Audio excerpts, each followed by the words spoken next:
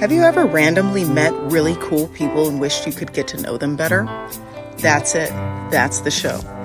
Welcome to Season 2 of I Am Not Prepared podcast. I feel like I've created through this process, through the patience, through the kindness and the generosity of spirit for the folks who have donated their time to me just trying to feel out my creative sense. Yeah. I have learned beyond so much that's so trite and so small.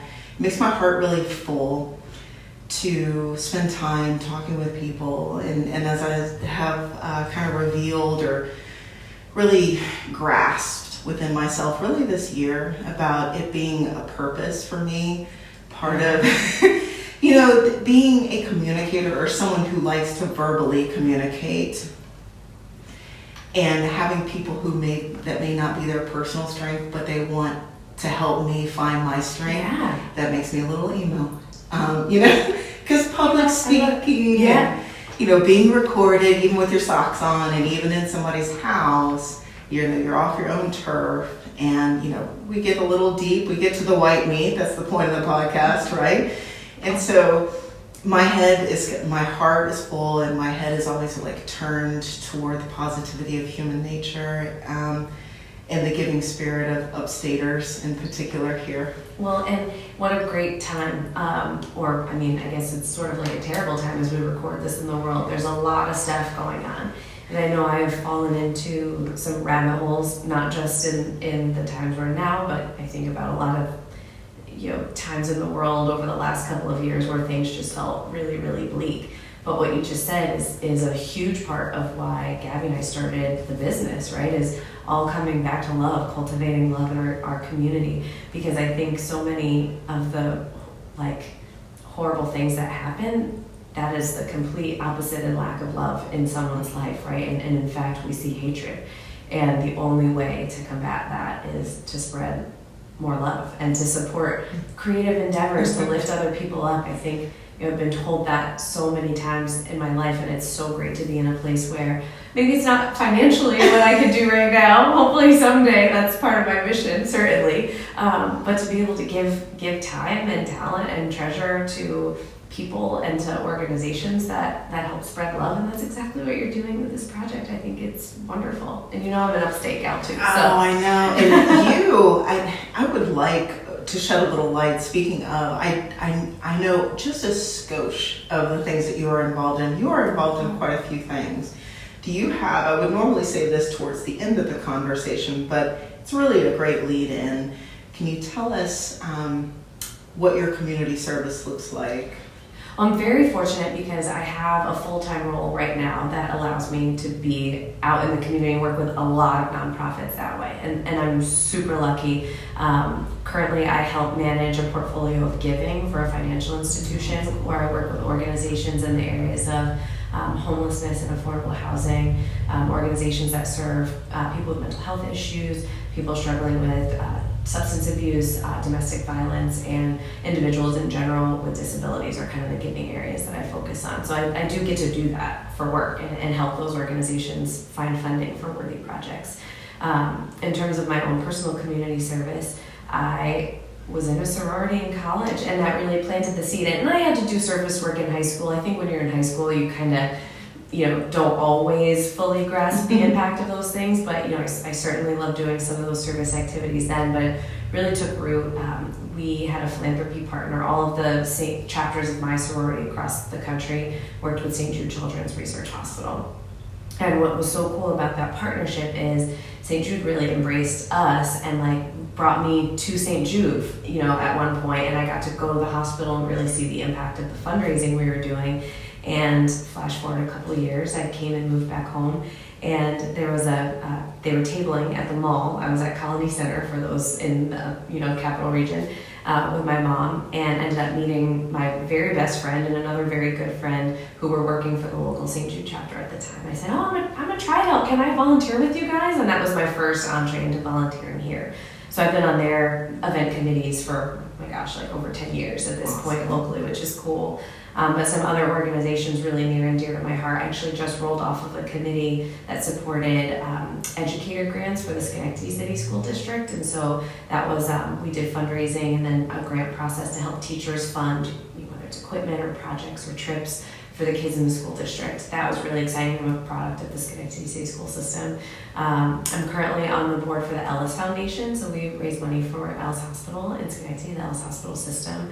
Also very meaningful. They are actually one of the largest providers of mental health services for people well outside of our immediate footprint, and I have family that has been personally impacted by that, so that's been huge for me. I also was a patient there, not in the mental health facility, which no shade to that either, but got very sick back in March and ended up getting admitted and got to kind of be the see the fruit of labor and what really goes on at the hospital. So it was particularly meaningful in a weird way that I never wanted to experience, to be a part of that team. And then I most recently joined the board at the Albany Symphony Orchestra, which I've had a love for a very long time. I worked briefly for a few years at GE's renewable energy business, and that's where I first came to know the symphony. And I actually, along with a colleague of mine, got them to give us a sponsorship to be able to commission a piece of music that was based on renewable energy. So that was my first tie to the symphony, and I've wanted to join their board forever, and finally was in a place where I was able to. And so they're such a cool organization. I know you've come to some shows, but just to make the plug, I guess here, that there's always the classics, and there's always a wonderful performance of something that a lot of people, whether you're a big aficionado of classical music or not, would recognize. But they really champion new music, they champion diverse composers, they champion living composers. So often you'll be able to go to a show and hear the person who wrote a piece speak about their inspiration, and that makes music so tangible. It makes the art form so tangible in a world that I think, a lot of people are like, oh, symphony, like that sounds snoozy and boring, but I think they are the antithesis of that. And to be able to help, again, my financial gifts aren't where I'd like them to be eventually, but they've welcomed me as a board member with open arms, with my mission to try to help get more people into the seats for the concerts. And so that's been a really rewarding experience. So I sprinkle other things here and there, but those are my big community involvement focuses at the moment. The symphony and the art community in particular, the performing arts, the visual arts, for some reason, since I have moved here, I've just kind of jumped in with both feet. We talked about that. Yeah. And, the symphony is steps away from my door, or at least their home is steps away from my door. And what a luxury for me, and a treat. And yes, you graced my friend and me some tickets last year, and that was also a really interesting show because we got to meet the composer. That's right. I forgot that was the show you were at. And it was, he was a gentleman of color, and one of the things that I talk about, or I think about, but I talk about as much as often as I can, is bringing more people of color into the art community, whatever that looks like. Yes. And thank you again for this. Oh my It was such and a I treat. had no idea that, I knew it was going to be great, but I had no idea. That was the piece where all stood up at the end and contributed their voices, not just their instruments. That is, watching him, because I sat like two rows behind him, watching him watch his music be performed, I get teary just thinking about it. It gives me chills.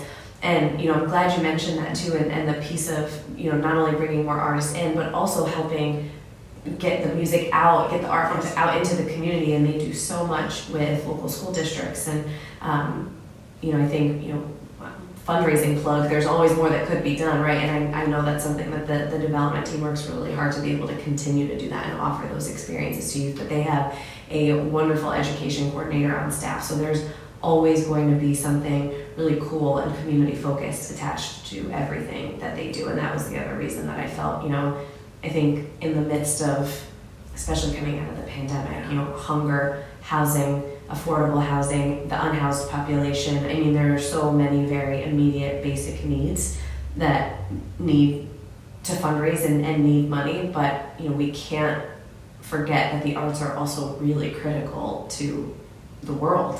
It's a challenging time for a lot of arts organizations, but I think they are one of many that do just such a wonderful job to keep the arts relevant and to bring as many people into the fold. And, symphonies don't always, I keep going back to that, they don't always have that, thought in the community. It's kind of like, well, what is that? Who wants to go with these like old white people and, sit in the room? And that's really not what it is. It's a lot of fun, not in the capital region anyway. Yeah. I had musician Ryan Leddick on earlier this week, actually, and we talked about that too, with him being a musician. And for me, for the first time really in my life, I'm aware of homogenous spaces. If there's too much homogeneity around me, I'm like, how can we mix this up? And I never thought like that before I came here, because honestly, I have space in my heart and my head. I'm not really worried about my water heater breaking, necessarily. Right. So the investment, so the Palace, Albany Symphony Orchestra, Albany Center Gallery, the folks who are creating art around me, I pretty much just fangirl. It costs nothing to like, share, repost, to promote. Yeah. It costs absolutely nothing to promote on your socials, and I absolutely understand I would love to gift more, but simply being in attendance is huge. Simply being in attendance at artist receptions or openings or whatever. Absolutely. Learning to kind of, for me, since it is a working part of my life now, to support the arts, to kind of pay myself first so that I can buy that ticket later, so that I can at least get my butt in the seat when it's not free. And knowing that's going somewhere. Yes. And yes, is it for you? Are you having fun? Are you going to do something interesting? 1,000%. But that it really that money is trickling down. Unlike, not to get into a whole thing of economics, but those dollars go back into our community in ways that are unimaginable. It's the same as spending in a small business versus larger chains. I think my stepdad owns a small business. I'm now building a small business. Like, that money gets circulated back in our community.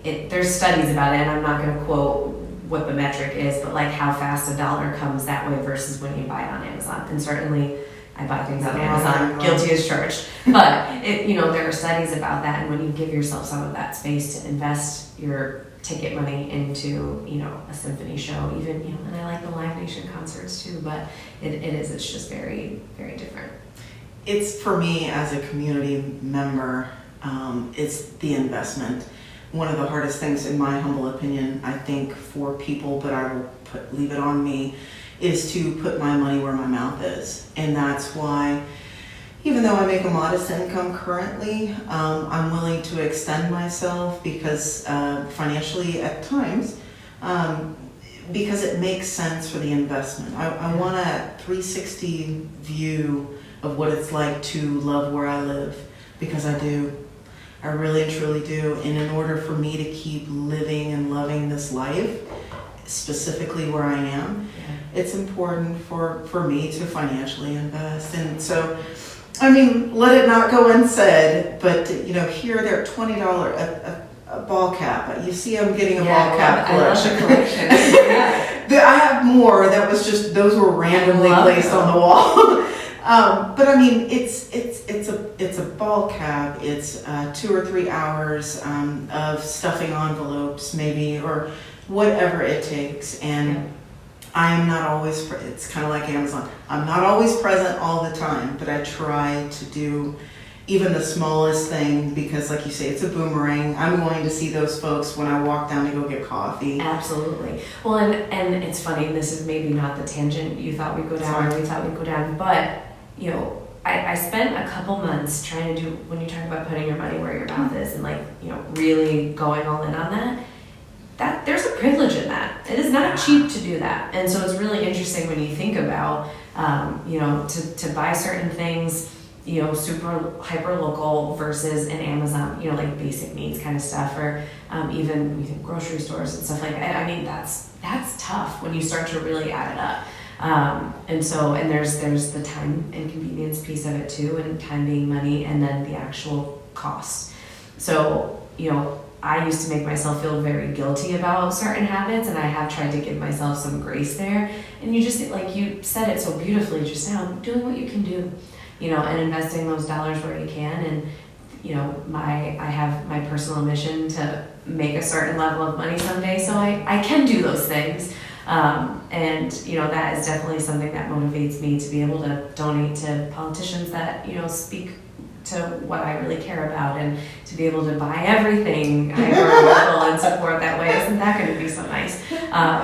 But yeah, it's hard. And so anyone who's like listening to this conversation, I always like to try to put that caveat in there, because the few months that I tried to really, really do that, it's not cheap. It's hard. Yeah. I realized that myself. I had a really great first year here. I sampled everything. I know you did. I got to hear a lot of that. And this year is a little bit different, but rather than sampling, I supplement when it comes to those experiences. And I know what's double generous about, say, the arts community in particular is they know that. Yeah. They know that. Absolutely.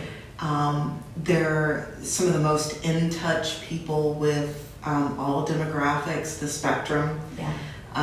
And so they recognize, for instance, serving on committees or boards, it's, maybe I can't buy a piece from the gala this year, but I'm on the gala committee for Albany Center Gallery. It's a time donation and a commitment to go hit up other people for money. I can go hit up other people for money on behalf of some folks who are making such a large impact that in the legs, like the spread, the ripple effect of the impact is so huge. And I can see, like you say, the loop is really fast. Yeah. I can see children being helped. I can see color in our community with new murals and things like that. But that's a whole rabbit hole we could both probably go off into. And one of the things that it's a shared experience because it's an evergreen topic. Mm-hmm. And I think in terms of direction for this particular pod, I wanted to talk to you about loss, or have you talk to me about your loss.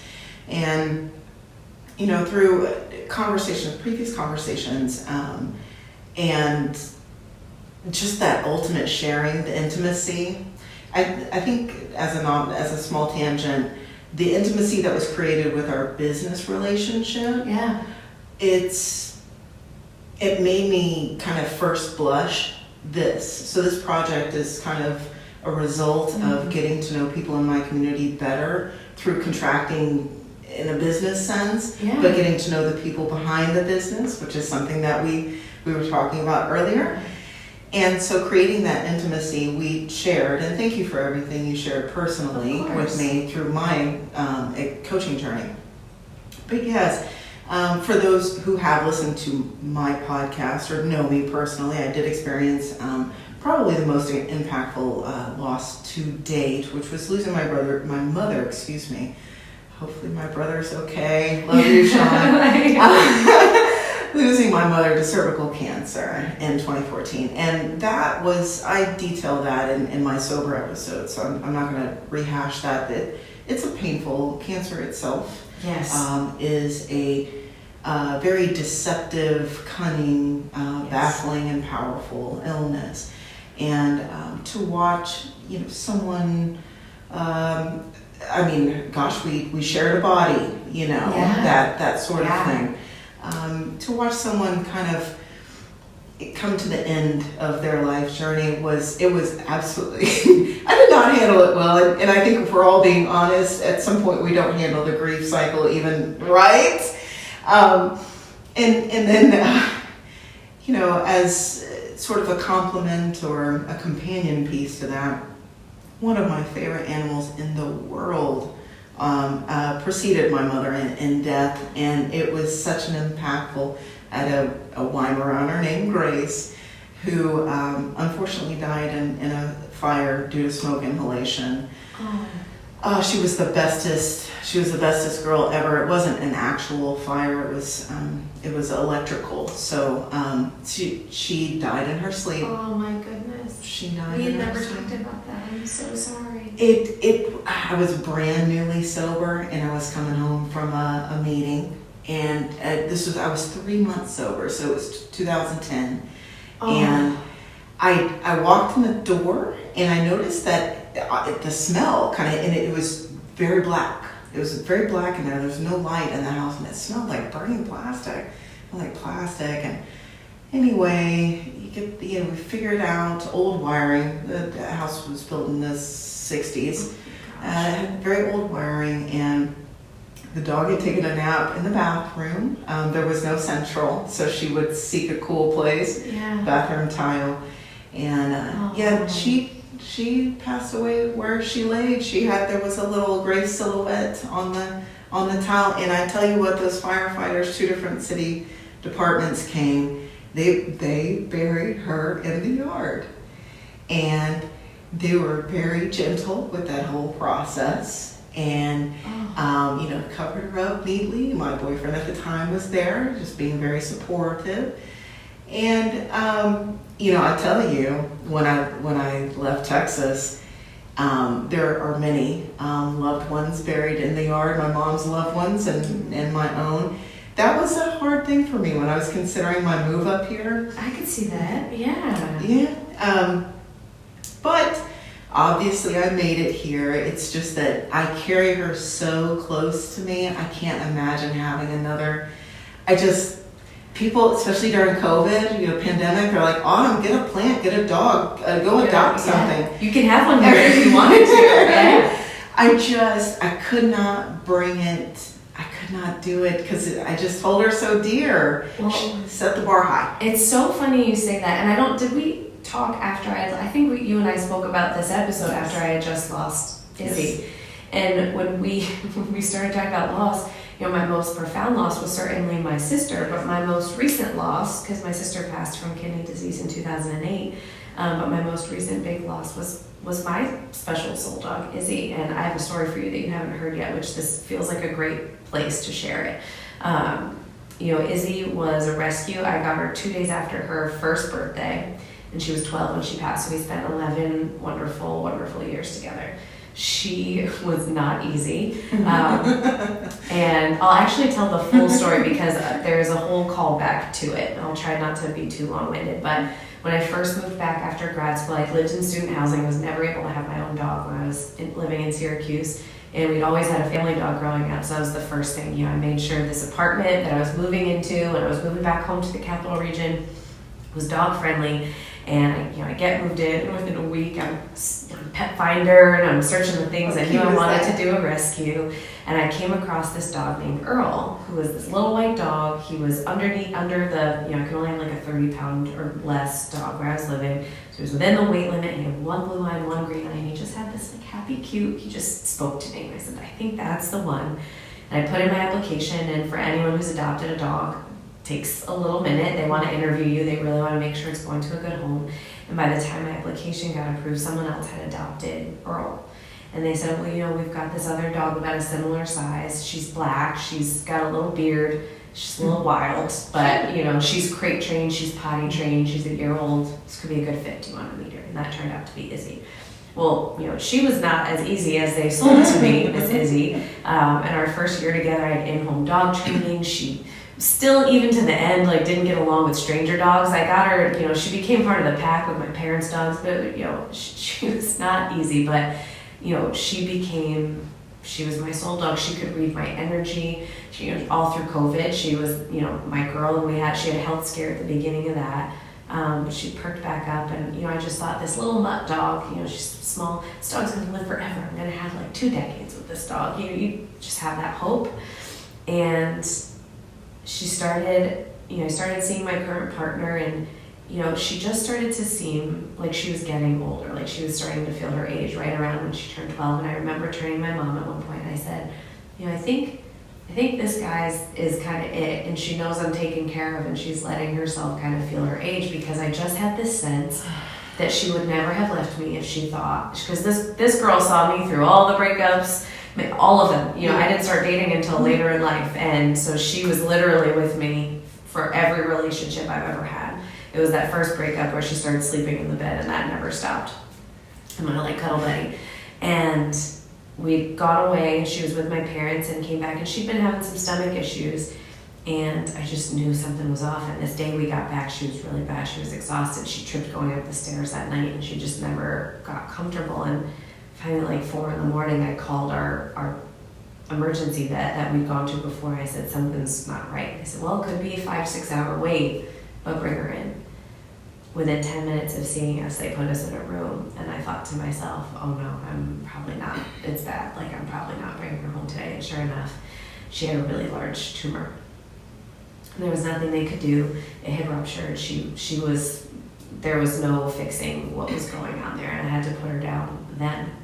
And similar to you called, my parents had been traveling. They were an hour away, but they made it so wonderful. My parents got to say goodbye. My partner came in and said goodbye to her too, because even in this, only 6 months maybe, but she'd become a part of the family. So that was hard. And I interestingly, as we talk about my sister and you talk about processing grief, my big breakdown with that came months later. And I learned, I think, how to grieve and be sad from that process, because this was immediate. The vet came in to tell me about Izzy, and I immediately just lost it. I was like heaving, but this was my kid. So, a week goes by, I work from home, I'm just lonely in the house. I thought to myself, some people go your direction and like could never find a replacement, and I was like, I need a dog now, like tomorrow. Right on.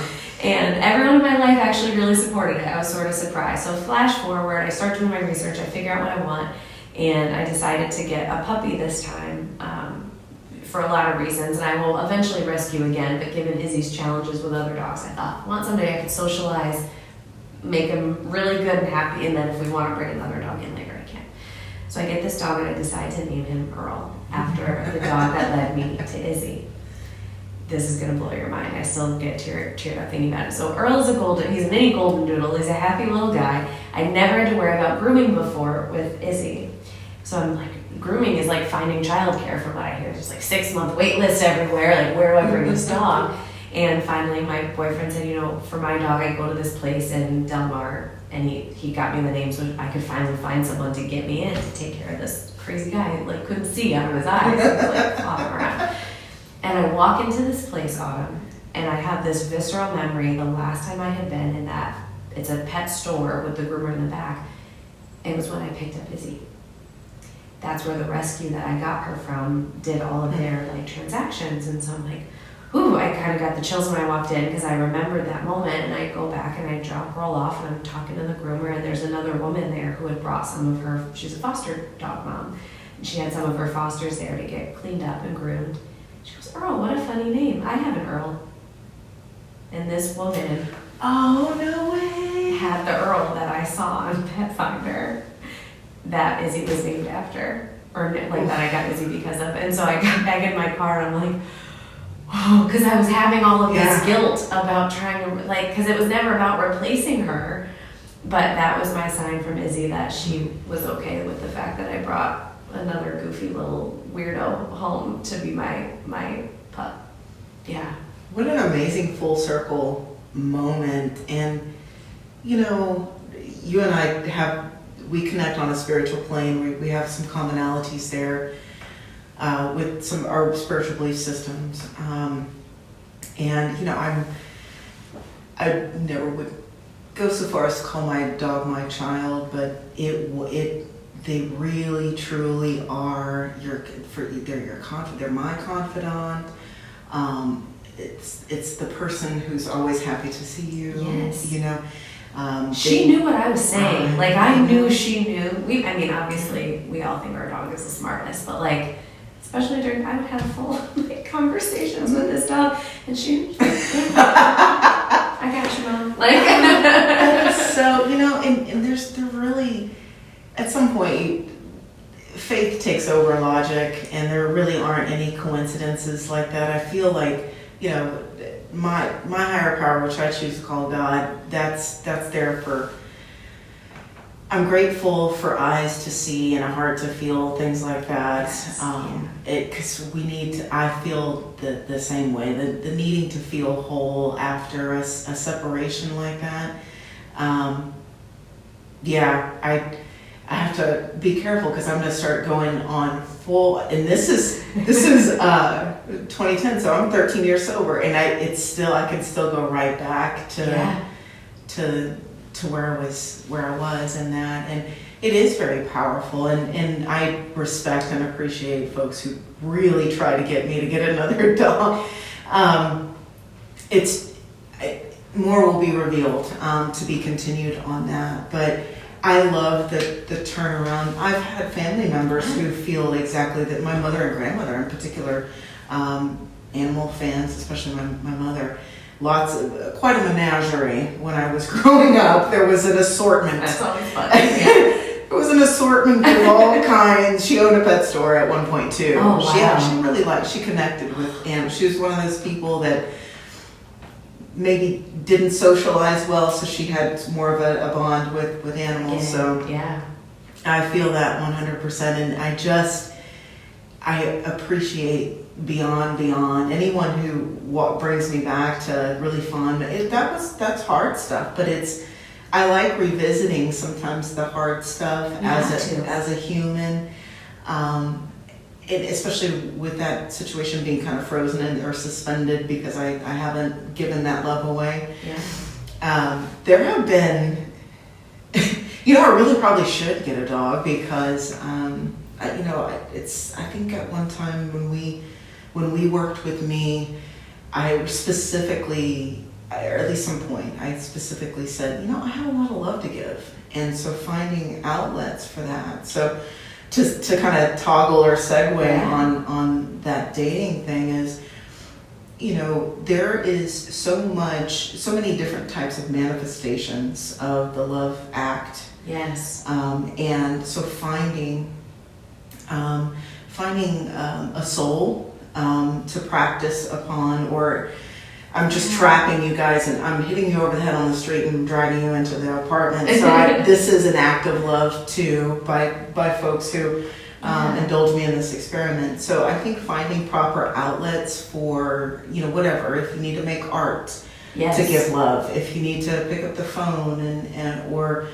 whatever. Well, and as a quick thought too, there's fosters. Like I'd be a foster fail in a heartbeat, and so I've never really thought that I would attempt that. But if you didn't want to commit fully, you could always foster. But I love what you said about this idea of finding those outlets for love. And I think one of the biggest pieces we talk about in dating coaching, we spoke about it too, is finding, for so many of us, and not everybody, people have all sorts of struggles and family structures, issues with friends, issues with socializing, health issues, mental health issues.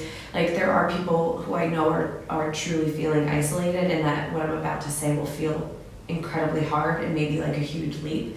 But I think for a lot of people, a lot of us are lucky enough to have love in a lot of areas in our life, right? And starting to find the love that's already there and have that gratitude for it, really take a moment, take a beat, feel what that feels like. I'm a big journaler, so when I'm having trouble thinking of something to write about, just finding where's an unexpected place that love shows up in my life. And I did that a lot, especially when I was single, because I'm a big law of attraction person, and so when you focus on that, you focus on all the great things and all the great loves in your life and the things you're passionate about, whether it's creating art, having your dog, going on hikes, being in nature, whatever plethora of things.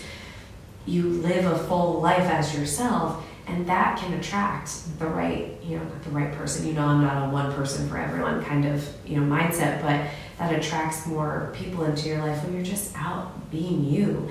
And I think so many people get stuck in the recurring cycle of feeling lonely and focusing on what they don't have. And we've all been there, we've all done it, and it's a natural human way of dealing with things. But if you can focus whenever that story starts to pop up in your head, if you can take a beat and recognize it and refocus on, I may not have romantic love in my life right now. I mean, Izzy was always that for me, but the way this dog, find someone the way that dog looks at me, to find a human to look at me like that. And I did, and I think it's just one of those weird things to go back to. I think she really saw that and felt it and was like, my mom was good. Like, I can let myself feel my age and she's taken care of. And I think there are times when humans do that too, in terms of, letting themselves go if they're sick and not feeling the need to stay around for other people. And, maybe this is the segue to talk a little bit about my sister, but, her and I had a conversation toward the end of her life, and I was old enough but young enough for a lot of the things, right? I was 21 or 22 when she passed, old enough to understand and feel the full weight of it, but young enough at the end where I think, I was living in Syracuse at the time. I was in grad school, which was kind of for me a continuation of college. It was friends and it was busy and it was activities, and I knew that there weren't great things going on with her at home, and so it was easy for me to not want to come home because I really didn't want to face it. Certainly regrets I have now. I've made peace with it, but if I could change anything, that's certainly something in my life that I would change. But I did go back enough, and we did have some conversations, and I think for a long time, I think she was hanging on for a lot of the other people around her, particularly our parents, my mom, who just really wanted her to fight. And that was at the end. She had kidney disease. She was on dialysis. She was such a foodie. She could not really enjoy food. When you're on dialysis, you can't really enjoy, not even boozy anything, but just drinks in general. You gotta watch your fluid intake. You gotta watch your salt intake. I mean, all healthy things that a lot of us should focus on, but it's just to the extreme. And dialysis keeps you alive, but your quality of life, really and truly suffers. And so she was ready, and she maybe didn't quite say I'm ready, but that conversation, she was at peace with whatever happened, and she was in pain all the time, and to start to live like that, and to maybe even feel that her, I don't want to say end, because I don't think the end, but to her life on this earth was imminent. The end of her life on this earth was imminent. I'm lucky enough to not have had to go through those emotions myself yet, but to watch it and to have that conversation, that's really, for her to be able to verbalize that is really interesting. So I do think that there are instances where people kind of hang on until they feel like it's okay to I think she ultimately felt like she was going to let someone down at the end, and she hung on for a long time because of that. For better or worse, she really had her longer, and she really did fight for a long time. But loss is interesting in that way, and it's just that conversation and thinking about, hopefully it's not for a very long time, like what that'll feel like for me at the end. But to have had someone that I was so close with go through it and to watch it happen really changed my perspective on a lot of things. But I will say, going back to the grief piece, the delayed grief there, and that was a product of me being younger, right? It happened quickly and slowly all at once, and when it happened, I remember going home and just getting into that work mode of, all right, well, it happened, so we got to put picture boards together, we have to organize this, and we have to do this, and you wanting it all to be really perfect because she was such a big presence that it all had to be perfect, because that was the reflection of, and I did have two moments at her wake when I did cry, when I cried a lot and kind of lost it. And that was when friends of mine who had recently gone through one, the loss of her dad, and one, the loss of her mom, came to the wake to support me from out of town. I had no idea they were coming. And I had moments of break then, but for the vast majority of that entire experience, I did not cry, and I didn't feel it. I didn't let myself feel it. I just worked. Like I was, what can I do? What can I plan? What can I make happen? And it probably took 6 or 7 months and a little bit of therapy for the first time to actually cry and figure out what that felt like. And now people in my life will tell you, like, I lose it all the time really quickly. So I think about like that. It's interesting. I haven't even talked about that difference between losing Izzy. I know a dog and your sister are different things, but the processing where it could happen instantly and I could get to that point where I was dealing with it and trying to escape it for the longest time by doing instead of stepping back and feeling. But yeah, losing someone at that stage in life, it changed so much of my perspective and trajectory, I think, of where I'm at now versus the path my life might have taken had I not had a sibling in that who experienced chronic illness and then, dying at, she was 31. My condolences.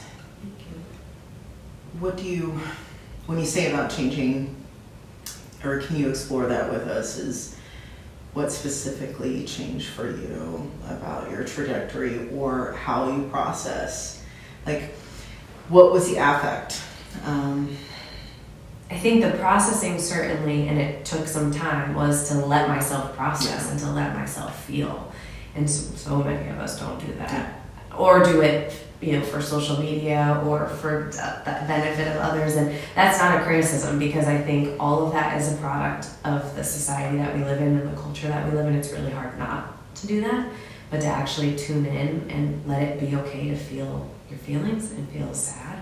Like, it was another maybe 5 or 6 years after that I started opening myself up to dating. And I think about my first breakup, which felt like it split me open, right? Your first love. And I had a friend at the time, we were 26, 27. And she goes, well, of course this feels this way. She goes, breakups always said, this is your first one. Like, you didn't do this in high school, like so many of us. But being able, even then, to process more quickly, because I had gotten to the point where I could let myself actually feel my feelings and learn how to journal and meditate, all of these things. So exercise some of that out, exorcise. And certainly physically too. I know you had a fitness journey, and I got really into running for a while. Now I'm a little bit more of a yogi and like my Peloton, a little bit less intense on my body, but certainly the processing piece was huge. I think in terms of trajectory, I just realized for me that there were certain things that were more important. I think growing up, I was a theater kid. I loved the entertainment industry. I wanted to maybe work in the music industry or the movie industry. That's what I went to school for, with the intention of, big ticket tuition, thinking that, that would help me break into that field on the other side of it. And as it turned out, I wanted to move home. This is my home. I love it here. And I always have that. It wasn't a super sacrifice, but I do think that there might have been a pull to a larger place for me to experiment with. But when it came down to it, listening to myself and, being able to listen to myself, I wanted to be here. I wanted to have that time with my parents while they were healthy. I wanted to build a life here. My high school friends who had known me the longest, and other relationships that that have blossomed since I've been here, that did become more important to me. Similarly, I think as much as the trajectory pulled me home, I do think it made me a lot braver in other areas too. And so the opportunity to maybe change, we were talking about looking at different jobs, and people have always commented in my full-time 9-to-5 career that I've worked in a bunch of different industries. Yeah, part of that was definitely her. If something wasn't resonating for me anymore, I wanted to make a move. Life is too short. And so, go on the trip, change the job, try something new, because at the end of the day, none of that, certainly it's nice to make money and I want to have salary, but at the end of the day, none of that really matters. Go do the thing. Go try the thing. I feel like the push to live more, I think is touching all demographics. I don't know if it's because I'm reaching, or maybe I'm in midlife myself. I use age as a reference a lot, because that's how I grew up. My mother was very vain that way, and so now it kind of spilled onto me. But I love where I'm at in life, to be able to see that my future or older age is not going to look like my mother's or her peers' older age, and folks behind me in life and age are showing me that there's so much more available to me. It's very inspiring. Yes. I've been hugely inspired by folks 10, 20 years younger than me. I feel like if we're not grabbing the very best out of each other and owning it for ourselves, manifesting it in our own lives, we're missing out just because someone's maybe a touch older or a touch younger. Totally agree.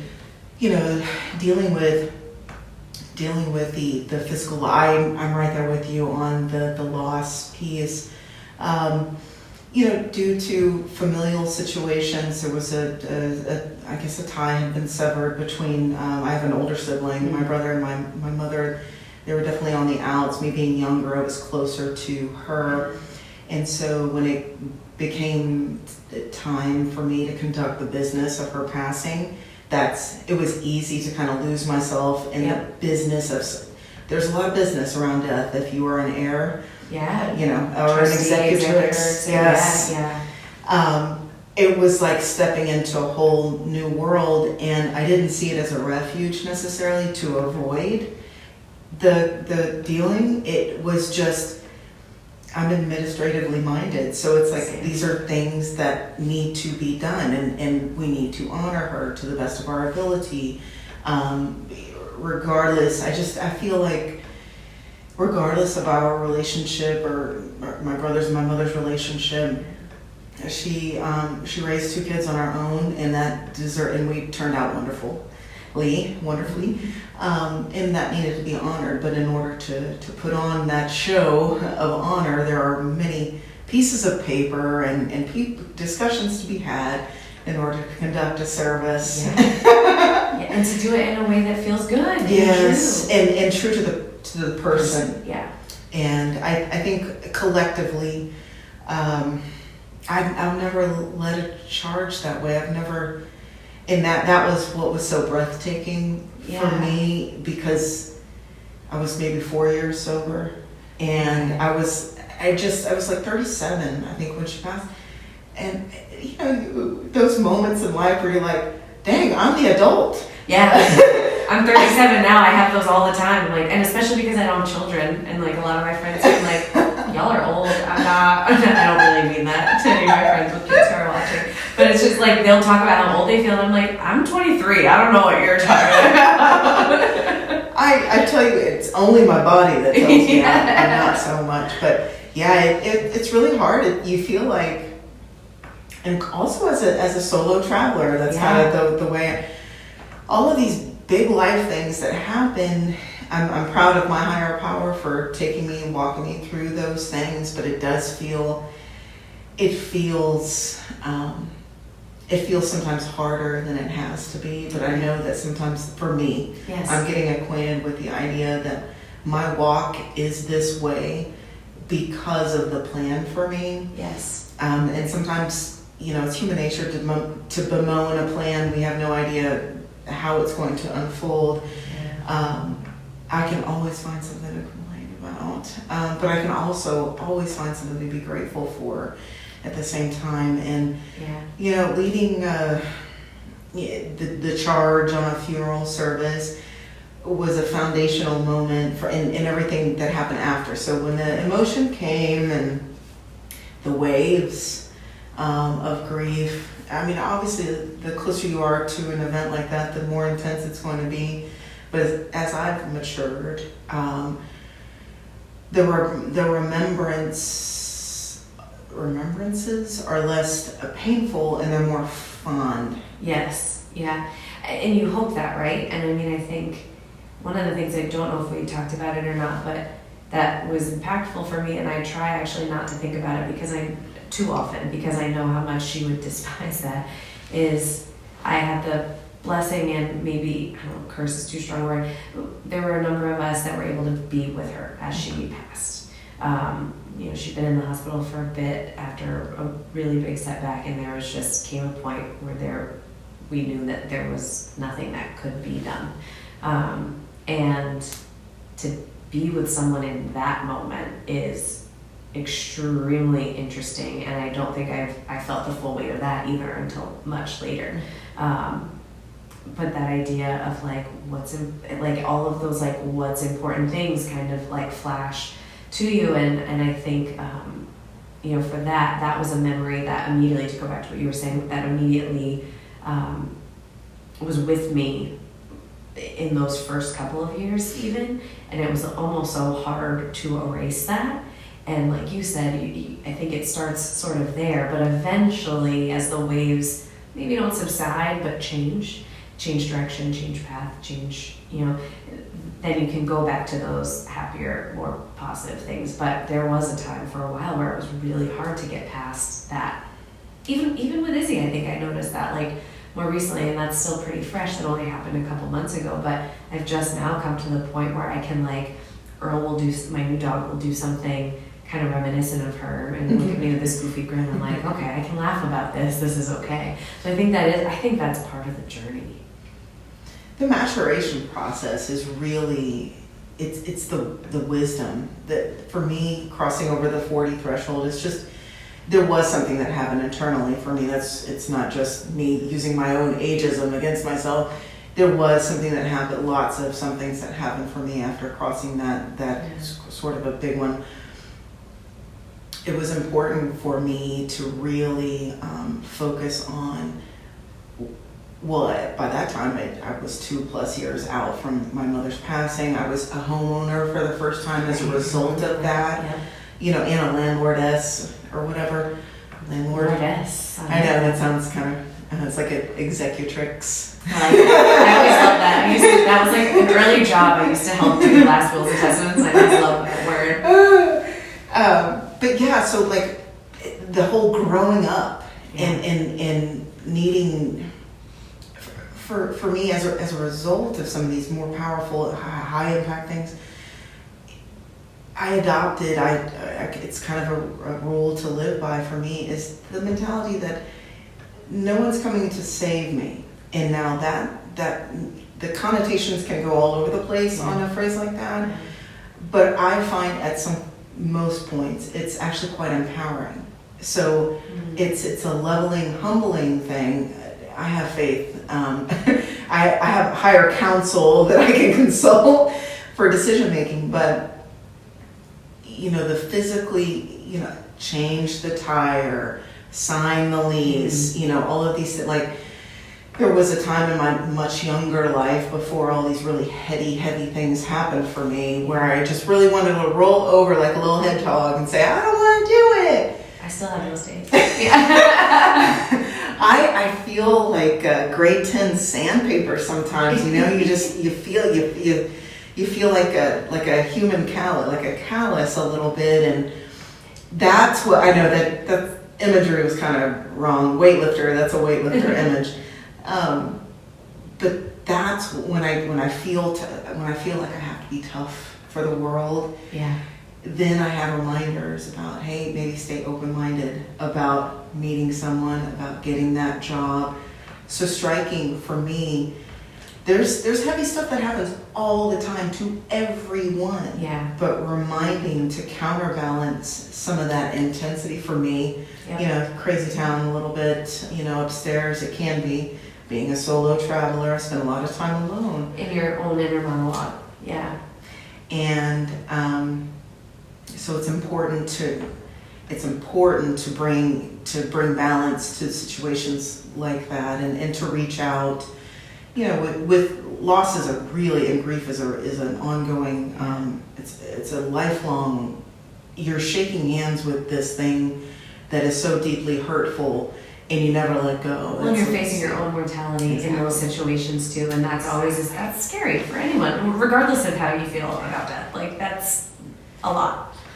Yeah. And what's interesting for me is, my mother being quite a somewhat cantankerous individual, watching her pass with what I call all her deals square.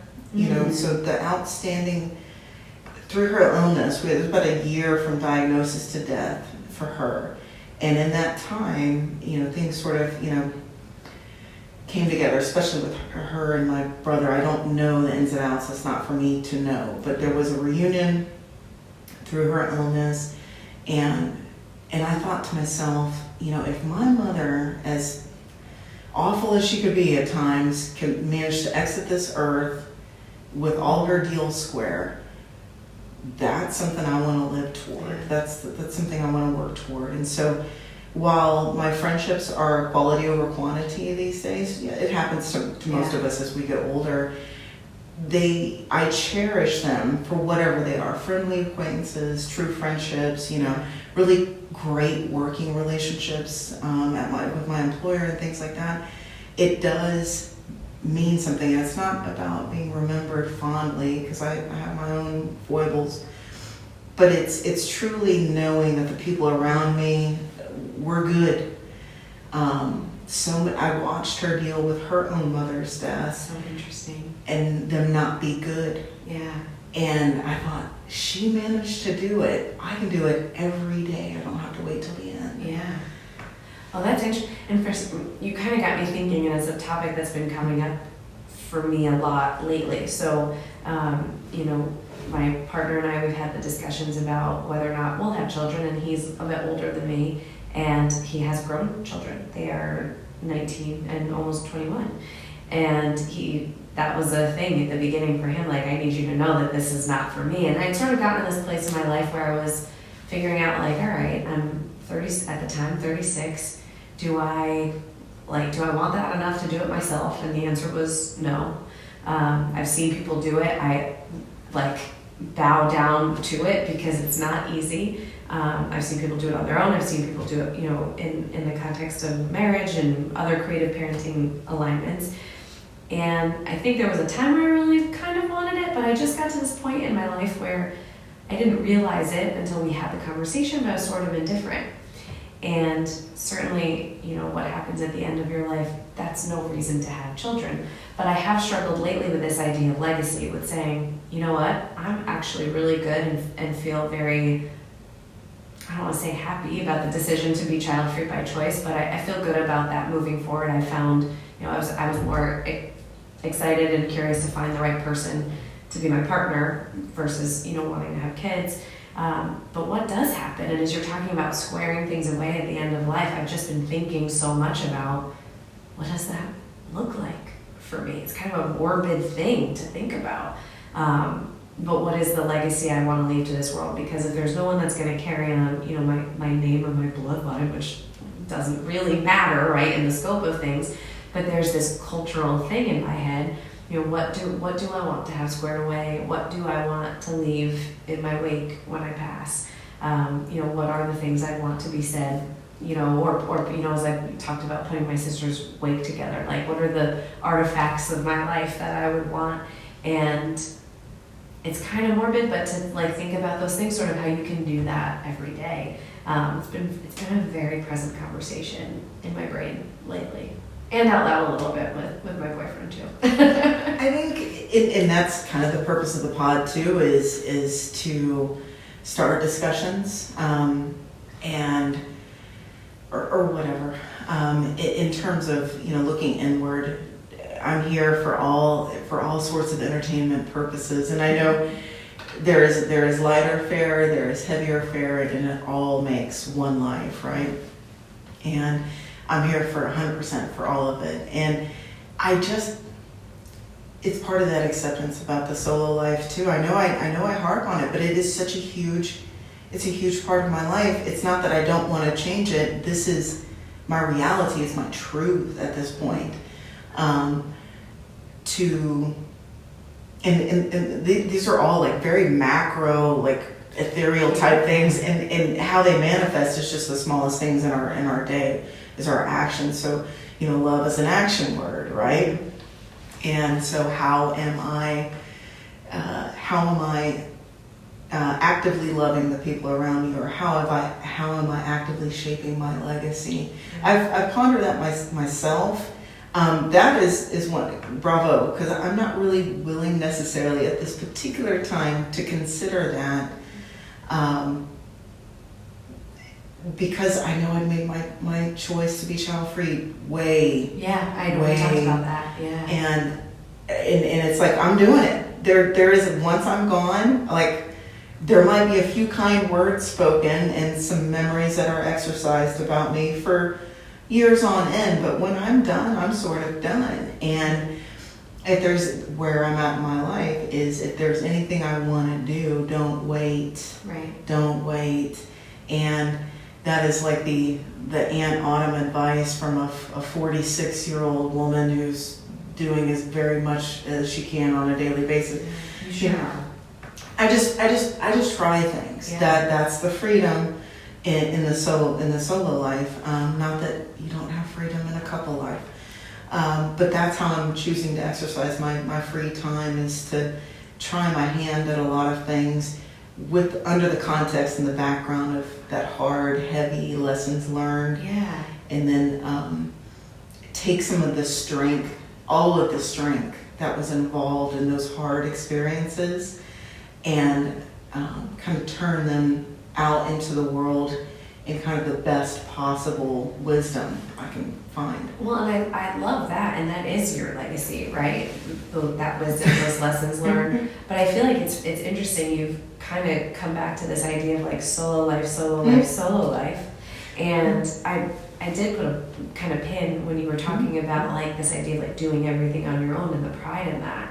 And maybe this is going to come off coachy and shut it down. Hey, if I can get free coaching, it's your podcast, so you can tell me to just mix it. But this idea, I mean, you came to me because you wanted to clear up that part of your brain, and it a little bit sounds to me like, yes, we can do things on our own, and we can do hard things, and we can be proud of the solo time that we have. When you talk about solo life, to me, that feels like you've made up your decision on that, and if you have, that's also fine. But to not define yourself, as that, because that could be a potential blockage to finding that person in your brain. Because when you say solo life, you're kind of like not open to that. But it's funny you're talking about that. I feel like there's no bigger time in my life than when I've been absolutely like deathbed feeling ill, that I've thought to myself, why do I always have to effing do this on my own? And I'm very lucky. My parents live nearby, but it's like those times when, I don't want to call my mom. Like, I want to have a partner to help make me soup and do these things. And I remember having those moments in my life and just wishing for it. And I'm so lucky. And I think for you and in your journey, I like held out for a person who really, truly wants to be a partner, wants to help me with my business, wants to mow my lawn when my house feels overwhelming. And you can always, whether you're partnered or not, because this is not just about romantic partner, but you can always ask for help. Like, there is a pride in doing things on your own, and I've certainly felt that and wanted that throughout my life in various stages. But there's something so powerful when whether it is if you're sick or there's just something going on and you're like, man, I could do this myself, but maybe I need help. There's a beauty in that too, and so I don't want you to think that I'm picking on the soul. No. But you have built a beautiful network of people here, and you could choose to be solo, and that's amazing and great, or you could choose to continue to be open. It sounds like you are, but you can ask others for help, and you can ask the universe to continue sending you potential partners on that romantic front or not. It's all up to you, and it's all good, but those were just as you were talking about this solo life thing. The coaching, we couldn't help but like pick up on that just a little bit. It's the dichotomy. Yeah. That's where the struggle is. And trust me, I'm not trying to utilize your professional expertise during this, but in the years since we really talked that way, I see it as acceptance because I've needed to. That's the reason. That's the reason why it makes its way in conversation. Everyday conversation is not necessarily like this, but it is a working part of my mind. And now that someone from outside of my mind has drawn attention to that, maybe I can reframe it internally, because absolutely yes, for the right person to enter my life, just like you, just like all of us. It's really at this point in this chapter, it really has to be the right person, because I am committed and convicted to living as full and vividly as possible. And I don't mean to sound super off-putting, like she's begging for dates, but all she talks about is solo life. You've never begged for a date. No, I've never begged for a date. Bemoaning the fact that I don't get very many, but I think that there's, when I'm kind of right-minded about that sort of stuff, I see what did I just say? Quality over quantity. Yeah. And so I know that regardless of what the plan is for me in that realm, I'm just like most of us, I'm out here doing the best that I can, trying to contribute. And that was one of the most lovely things about living in the capital region is there are so many people who take it upon themselves to improve their community or just simply lend their gifts to the community, their expertise.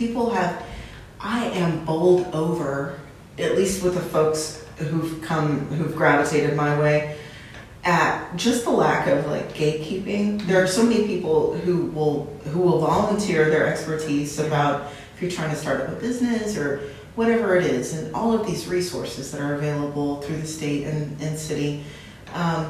It's really so instead of having a traditional friend group, I have all these people, just as you said, that I can call upon that are very friendly acquaintances that we have deep dived a few times together, and I am really gifted. It's been gifted to me to have so many fun people come my way, and I'm glad that you have come my way. I hope that our Venn diagram, our circles always overlap. I'm sure that it will. Lots of people know you. It's one of my neighbors who's a part of the neighborhood association. He's like, oh, I know Becky. I'm like, that is so cool. It's that's what's so interesting to me is yes, I've lived in the world before, but I've never really had my heartbeat or my thumb on the pulse about. I'm bowled over by the Smallville part of it and the sister cities, and you really, everybody does know everybody, but honestly, it's always the most positive, powerful impact that I get from that. It's really less about the gossip train and more about network. I agree, and I think, people often use that like small money or Schenectady, like all these little isms as pejorative, and I have almost always felt like, I think when I first moved home and I wasn't sure if I wanted to go elsewhere and kind of what that trajectory of life was going to be, there was almost, I don't think I ever felt shame. I thought I was supposed to maybe feel some shame for wanting to move home, wanting to be closer to your parents. Like there was this sort of idea that like, no, you graduate from this big university and you go do your thing. But I do think that size is our strength, that idea of small money, that network, that ability to be known, to be able to make a difference, to build a portfolio, to build a cadre of chosen family and have your actual family.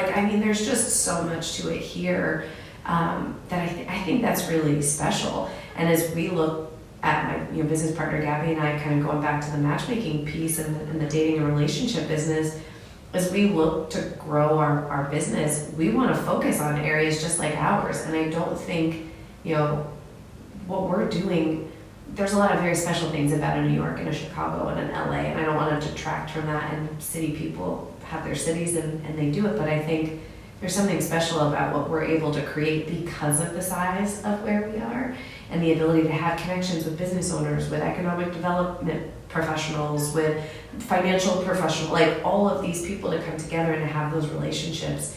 I think that's really people's little small money, but I really think it's our strength.